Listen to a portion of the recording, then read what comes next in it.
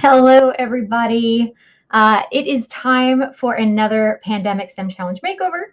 I apologize that I am just a minute late here. I got a little sidetracked. But what we're going to be talking about today is Beach Ball Boogie. It's a ton of fun, and there is even a freebie. And actually, let me just show that to you. I'm going to pull it in, save this, and pull it in for you. Okay, so if you go to bit.ly/beachballboogie, all lowercase, it's going to take you to the Beach Ball Boogie blog post, and you can actually sign in there if you would like, and you can get this entire resource for free. And I'm going to walk you through it either way and give you some ideas in case you still have students who are doing distance learning, or you've got a hybrid situation, or in any case that you're still practicing social distancing. So let's get started. Let's just kick this off. So an overview of this challenge is the students are making a device that they can either wear or carry that helps them balance the beach ball during a relay race, which is called the Beach Ball Boogie. These are the normal year materials that you would use. I'm going to pull this out right now. You don't need all of these things, and I'm going to give you suggestions for what you could do to substitute these things. And especially if you still have kids who are at home, you wouldn't have an expectation that they would have all of these items available to them, right? So, oh, here's where I put the Beach Ball Boogie bit.ly link so that you can pick it up for free. And I'll show it to you a little bit later as well. So material substitutions. Now, typically in the relay race, we're transferring the one beach ball from person to person. Now, I'm going to assume that you are still not allowed to do shared materials. So what I would substitute instead is, if you are in the classroom, I would just go buy a bag of balloons and have one balloon per child. If your students are at home, perhaps, they could just substitute a pillow, a soccer ball, or like a basketball, any kind of ball really.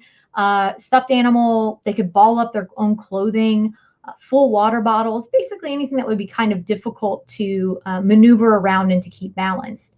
And then I would have a class meeting to brainstorm and approve of the beach ball substitution prior to them actually designing their carrier or their balancer around that, right?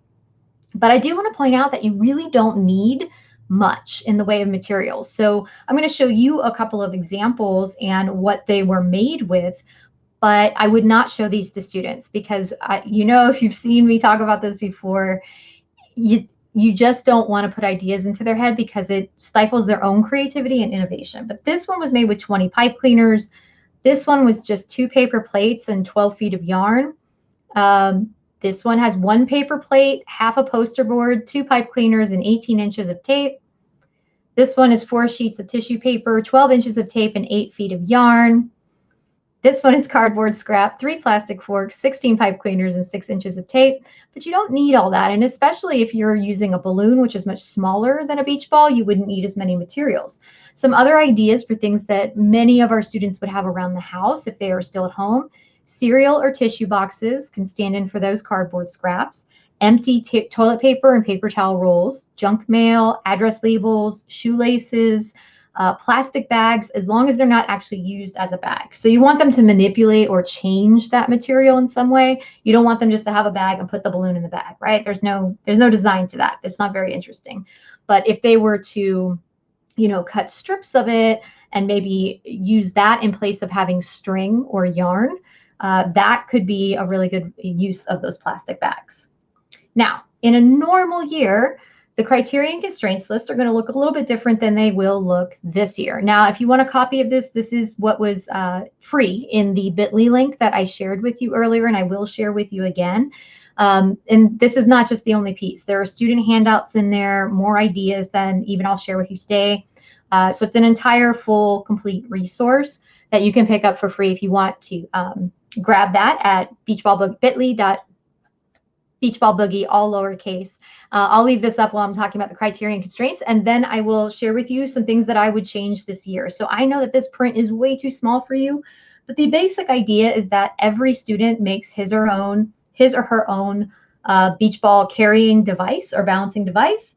It's got to keep the ball balanced and connected to you while you complete the relay course. And it has to be easy to place the ball in and out. Now, usually that's because the students are transferring the beach ball from one member of the team to the next during the race. This is one of the things we're going to change, and we'll talk about it in just a sec.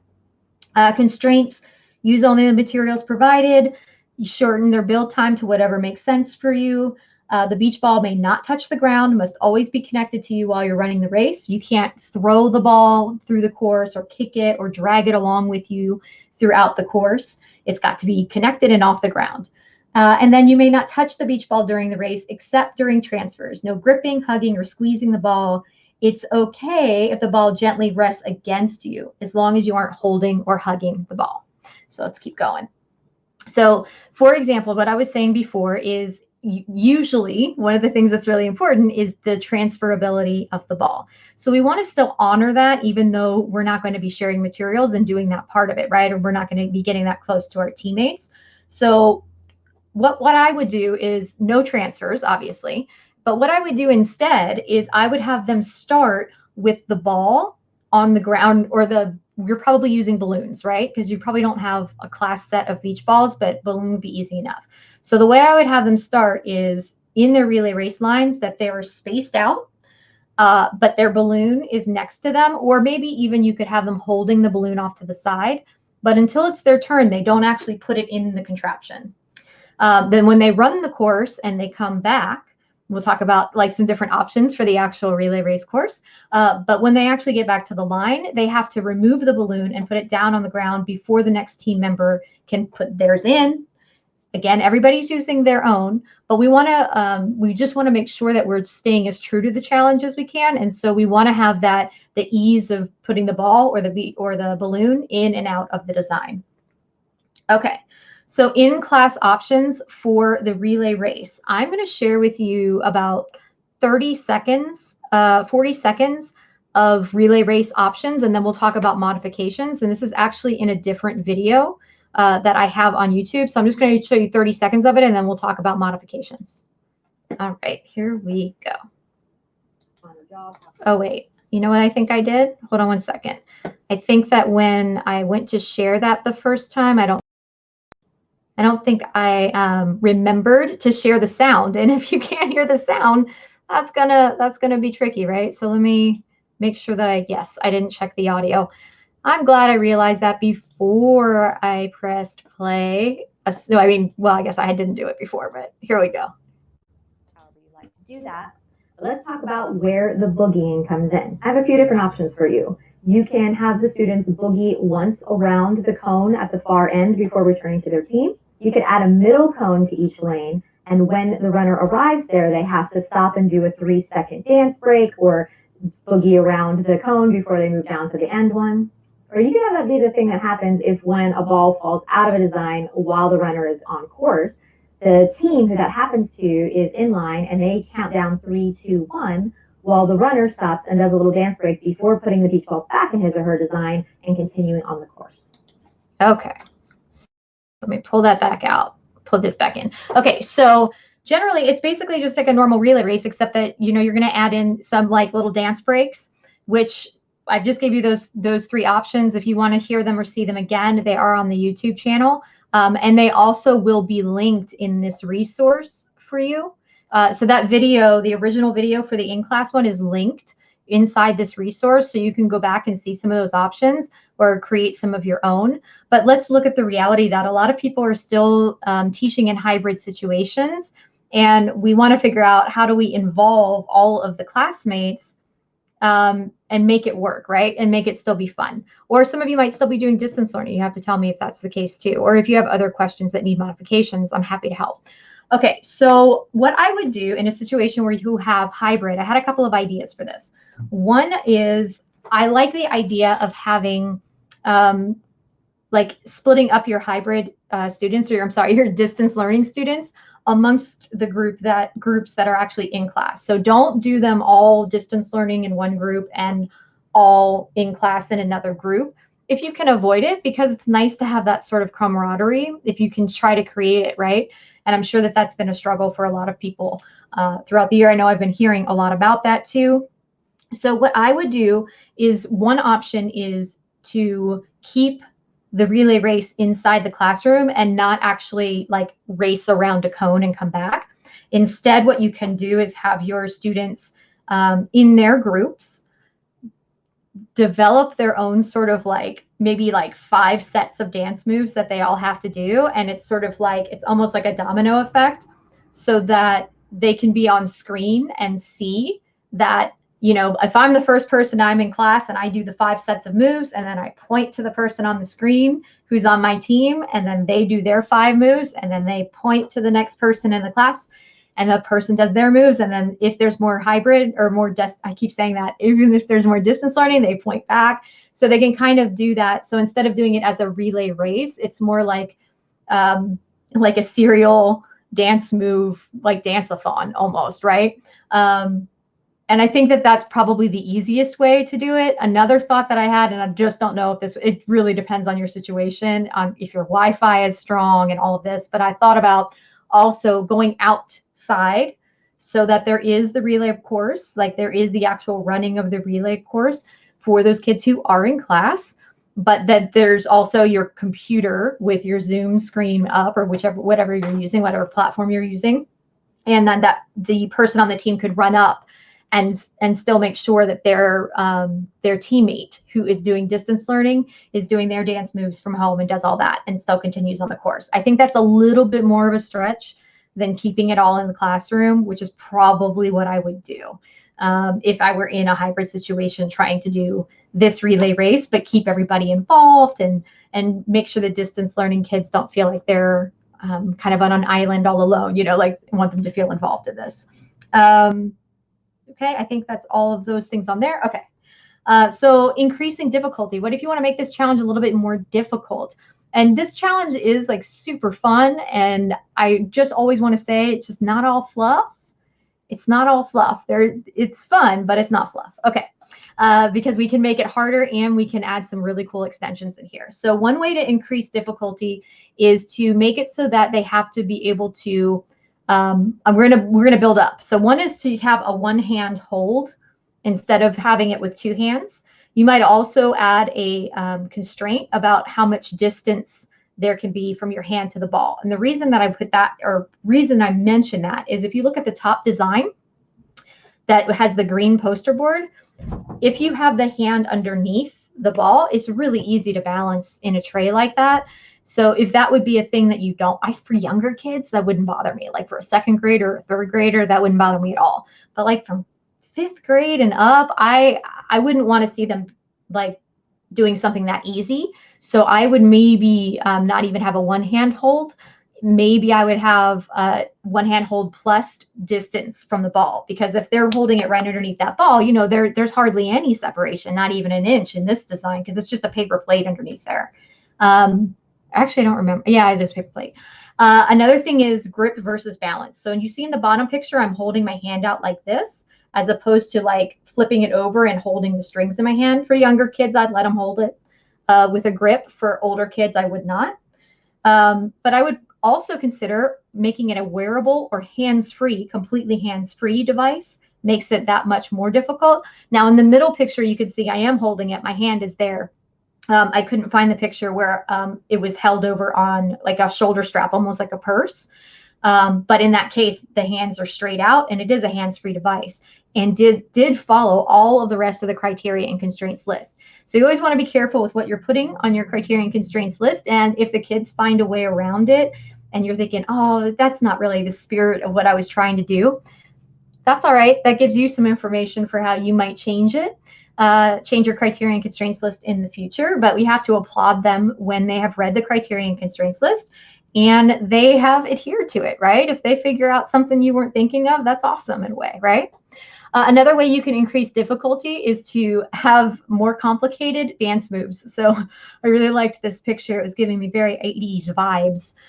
But you know, if you had that ball, you can imagine if you're trying to carry a beach ball or a balloon and keep it balanced, and you're doing like that kind of a jump, or those kinds of dance moves, it would be much, much more difficult, right? So those are all some different ideas, but a few more is that you can always give them fewer building materials or less time to build. That's always going to make it tougher. Or you can change out what they're balancing to something that's more challenging than a beach ball or balloon. Water balloon, water balloons would be very tricky.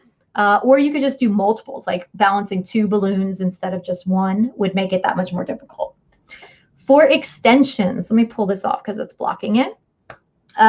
I would ask, how would these designs have to change if the object carried inside changed? So if you give them balloons, ask them to redraw a design or maybe even make a new design. What would happen if we weren't carrying balloons, but instead we were carrying basketballs? What would we need to change about this design? What about if we swapped it out for a bowling ball? Would your design work for a bowling ball? No? Well, what would have to change? Would we need new materials? Would we need new structures? What would we have to be thinking about in order to change those designs? Another thing is you could say, now imagine this balloon or this beach ball is the Earth. So we've designed an Earth carrier. Well, what would happen if instead we decided to design for Saturn? How would your design have to change? Or for the sun, if you were carrying the sun, how would your design have to change? And then if you were saying like, okay, if we're going to do this, thinking about the scale of those things, what kind of materials would you need? Not just in terms of like physical properties, like thinking about the sun. How do you design something to carry the sun, both in terms of its size and its temperature and all of that? It could turn into a pretty fun conversation. Could even turn into a really interesting story writing experience, because why would you need such a thing? And what I can think of some interesting roads that might take as well. So you could get some creative writing in here. You could have them list out what would be the pros and cons of designing a sun carrier, a Saturn carrier, and all that. What could stay or remain in your design, and what would have to change? Obviously, anything with balance, forces, and motion makes a lot of sense for this as extensions for this challenge. You could also do a lot of graphing, graph the race times by team or individual. You could have them compare and order those race times, find the mean, median, mode, and range. You could have them create a backwards budget. So a lot of the time, I know a lot of people do budgets up front where the students have to pay 25 cents for a pipe cleaner or so much for this inch of tape or whatever. A lot of the time, I don't start that way. But I do sometimes throw in the backwards budget on the tail end, because I think that's a lot of fun after the fact to say, oh, by the way, this is the price list. Now go back and try to figure out how much money did your design cost. Then you could compare and order the costs of the different designs, mean, median, mode, and range, graphing, all that other stuff, right?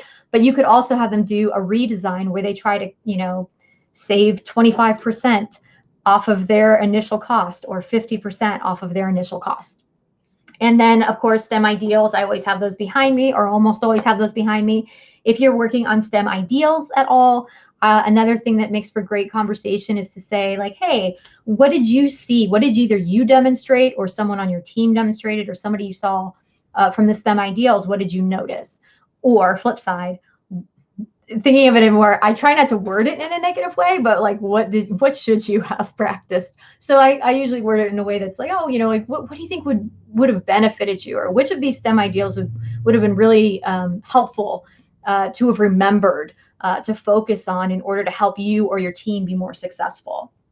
I want to remind you not to forget to grab the full resource, because there's more ideas and student handouts at bit.ly/beachballboogie, and that is all lowercase. And also, if you have any need for summer PD, Whole Teacher Eclecticon is back. I am happy to answer questions, by the way. If you have any, let me know in the comments, whether you're watching live or you watch on the replay. But Whole Teacher Eclecticon is a K-12 virtual conference. It is amazing. It is our second year. That registration page can be found at bit.ly/WTE for Whole Teacher Eclecticon 21. And that WTE is lowercase. And you can find out all the information, all the sessions there. You can see more feedback from people who went last year. It is just an amazing time. And one of the things that I really focus on at Whole Teacher Eclecticon is creating a conference environment that helps you remember why you loved teaching and got into it in the first place. So it's got lots of great practical content, but it's also, we believe whole child teaching should start with whole teacher PD. So we really take a look at all of the things that go into being a great teacher. And we explore that kind of question every year with our different sessions, our panels. And we heard from a lot of teachers last year that they left feeling inspired and ready to go in to the beginning of this current school year that is just now ending. And I know if we all think back a year ago, the idea of being excited about going back into the classroom was maybe a tall order, and maybe it's a tall order for next year too, right? So I hope to see you there. If you have any questions about that or Beach Ball Boogie, let me know. I would love to hear if you do Beach Ball Boogie with your kids. I think it's just such a fun, joyful, and still can be quite rigorous. You saw with all those extensions at the end. It's just a great way to kind of top off the school year, I think. So whether your kids are distance learning, hybrid, or in class, it can work for everybody. So hope you guys are having a great week full of feel-good teaching moments. Again, if you have any questions, you can let me know anytime, and I will respond to them. Bye for now.